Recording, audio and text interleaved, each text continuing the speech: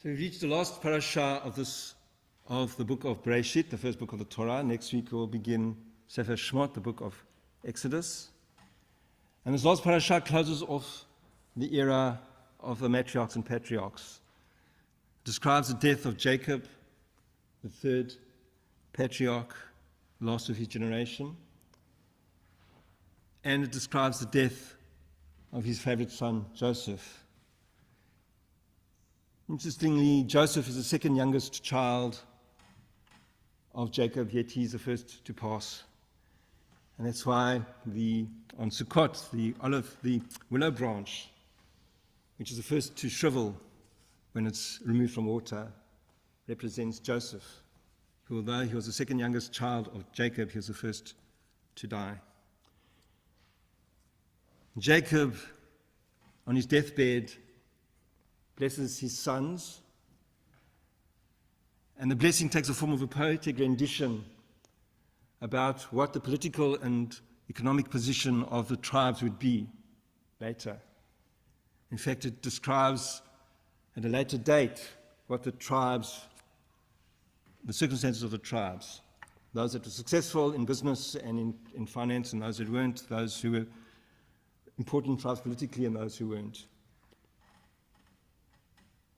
And Jacob urges his children that when he dies, his body should be taken to the land of Canaan and buried in the cave of Machpelah, the cave in which his grandfather Abraham, his grandmother Sarah were buried, the cave in which his father and his mother are buried, Isaac and Rebekah, and he wanted to be buried next to his first and favorite wife, his first wife Leah. His favorite wife Rachel was buried elsewhere. And so once he has this Egyptian funeral where he's embalmed and placed in a sarcophagus, and the Egyptians do their rites over Jacob, Joseph asks permission from Pharaoh to take his father to Canaan to bury him there in the cave of Machpelah, and Pharaoh grants permission. Similarly, when Joseph dies, before he dies, he says to his brothers, when our descendants one day leave Egypt, make sure that our bones are taken and buried in the land of Israel. Indeed, Moses, we read in the book of Exodus, does seek out Joseph's sarcophagus and does take Joseph's bones on the journey to the land of Israel. Of course, he's not allowed into the land of Israel, so Joshua fulfills Joseph's wish of being buried in the land of Canaan. So while Joseph is this important man in Egypt, an Egyptian nobleman with an Egyptian name, wearing Egyptian garb, married to an Egyptian wife, at heart he's a Hebrew, and he makes a statement by saying he wants to be buried in the land of Canaan. But also, years before, when Jacob is dying, Joseph is keen that Jacob blesses his grandchildren, Joseph's sons, Manasseh and Ephraim. Because, again, like their father, although they speak Egyptian, they look like Egyptians, they are Hebrews at heart, and they want the blessing from their grandfather. In those days, the tradition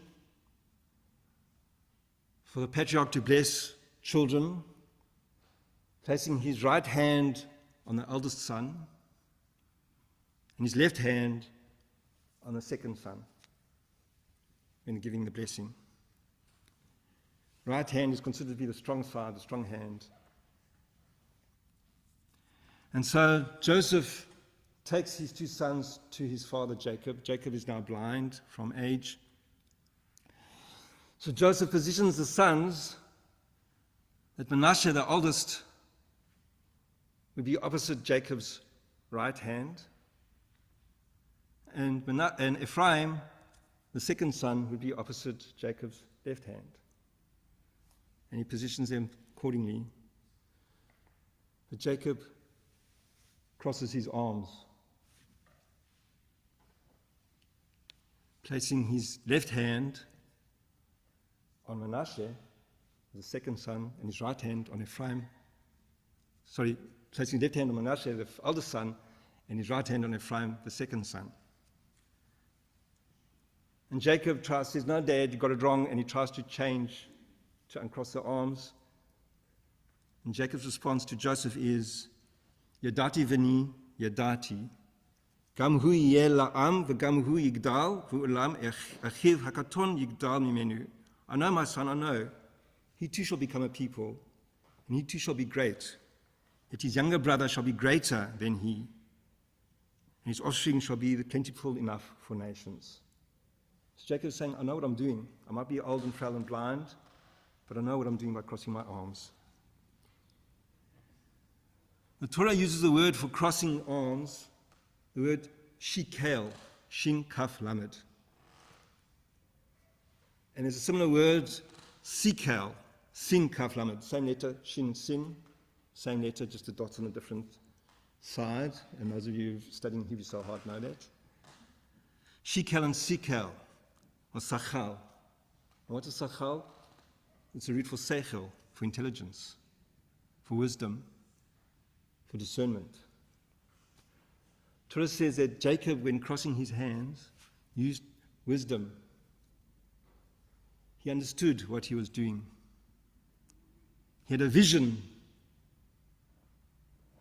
that Ephraim, the younger son, would be greater than Manasseh, the oldest son. And that's a common theme throughout the matriarchal stories. Hence he crossed his hands so that he could bless Ephraim, the youngest, with the right hand, the strong hand, and Manasseh, the second son, Manasseh, the oldest son, with his left hand.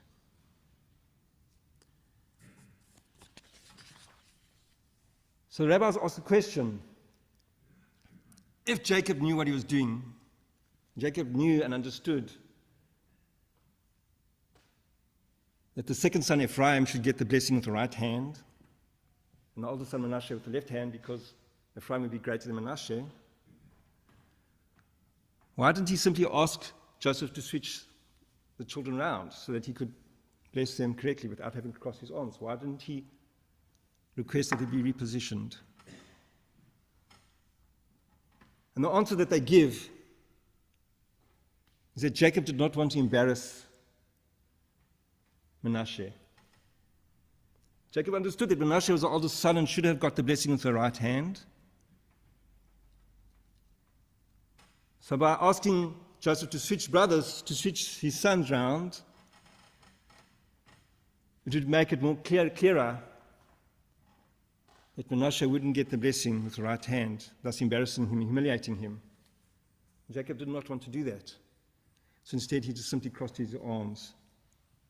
This old man who was dying on his bed, blind and ill, the great patriarch, the third generation of patriarchs, did not want to embarrass his grandchild. And so he made a compromise. And he took the effort of crossing his arms. The commentators point out that when the tribes are listed, of course Joseph is split into two, the tribe of Ephraim and the tribe of Manasseh. When they are listed at Mount Sinai, when the tribes are standing at Mount Sinai, hearing God's divine voice, Ephraim, the youngest son, is listed first. Just as Jacob blessed Ephraim with the right hand first. But when they are described as entering the wilderness and in the wilderness about to enter the land of Israel, the list differs, and if Manasseh is mentioned first. Why? The rabbis say because although Ephraim was greater spiritually than his older brother, in practical everyday life, Manasseh was still the oldest. So when the list is given simply as a census of the number of people in each tribe, Manasseh is mentioned first, because it's a mundane thing. But when they're standing at Mount Sinai, hearing God's voice, and therefore the Israelites are spiritually heightened. And Ephraim is mentioned before Manasseh because Ephraim is greater spiritually.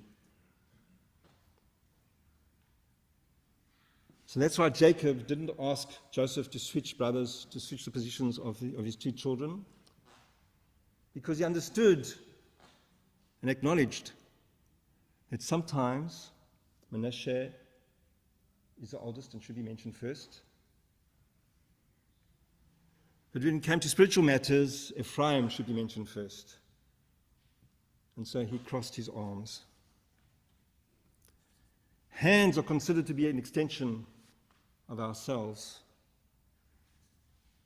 We Jews express ourselves with our hands as much as with our voices and our faces. We like to talk with our hands. We're commanded to perform ritual and ethical mitzvot. And you do them with our hands. When you say Kiddush, we hold the Kiddush cup up with our hand. We hold the challah up with our hands when you say Hamotzi. We hold the talit with our hands before putting it on after reciting the blessing. We give tzedakah with our hands. We help those less fortunate with ourselves with our hands. The way we use our hands is very important. And the rabbis come up with regulations of how to use our hands for ritual purposes. I'm going to use my water bottle as a prop because we don't have a Kiddush cup here. When you hold a Kiddush cup, you're meant to hold it in your right hand, open in the palm with your fingers curled around the cup. When you drink wine, because you're drinking wine, you drink a glass of wine, you hold it with your right or left hand, depending on if you're left-handed or right-handed, but you hold it like that. So why are we told to hold the Kiddush cup like that? Because it's something special we're doing. We're not simply drinking a glass of wine. We're making Kiddush. We're sanctifying Shabbat or the day, or we might be sanctifying a Brit Milah or a wedding. And we thank God for the gift of wine. And when we receive a gift, we received it open-handed. Also, the Kabbalists teach us about a symbolic rose, the rose of Shoshan. And that rose has 5 petals. And that rose symbolizes the people of Israel. So when you hold the Kiddush cup like that, you're showing the 5 petals of the Shoshan rose.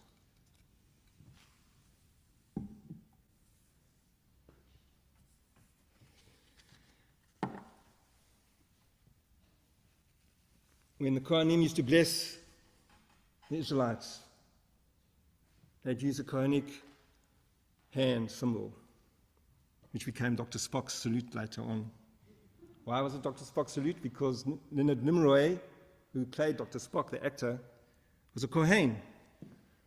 So they're looking for Vulcan salute. He said, well, why don't you just use this Kohanic salute? And that's how it became the Vulcan salute as well. They did it with both hands, because by doing that, you're making a shin, the letter shin, for Shaddai, one of God's names. And you're looking through the lattice work when you're blessing the people of Israel. And that's why today, many cemeteries, you'll find some gravestones with the 2 hands, signifying that the person buried there is a Kohen. When you hold the Torah up during Shabbat morning services and festival morning services, and you say, "V'zot haTorah asher sa Moshe lifnei bnei Yisrael al pi Adonai b'yad Moshe." This is the Torah that was placed before Moses. The Moses placed before the children of Israel, and it's done after the reading in Ashkenazi synagogues and before the reading in Sephardi synagogues. And we point to it. We are told to point with our pinky, not with our forefinger. Because the forefinger represents God's finger. And we show humility by pointing to the Torah with our pinky. Importance of using hands.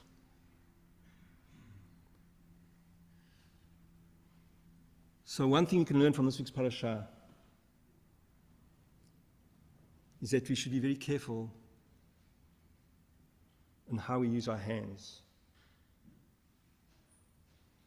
Do we use our hands clenched in a fist, violently, putting down people?